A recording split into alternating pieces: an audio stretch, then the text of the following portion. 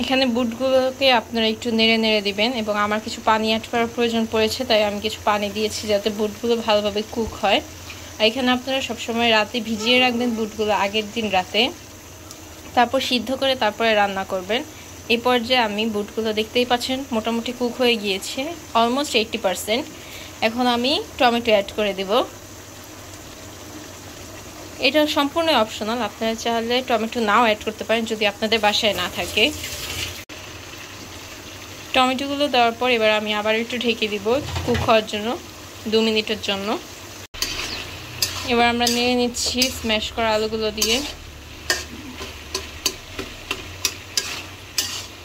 আপনারা দেখতেই পাচ্ছেন এটা অলমোস্ট কুক হয়ে গিয়েছে। ভালোভাবে নেড়েছে, তারপর আমরা নামিয়ে নেব।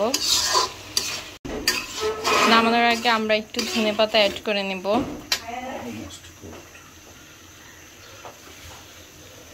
এটা দেখতেই পাচ্ছেন। এবার ধনেপাতাটা অ্যাড করে আমরা একটু নেড়ে নামিয়ে নেব।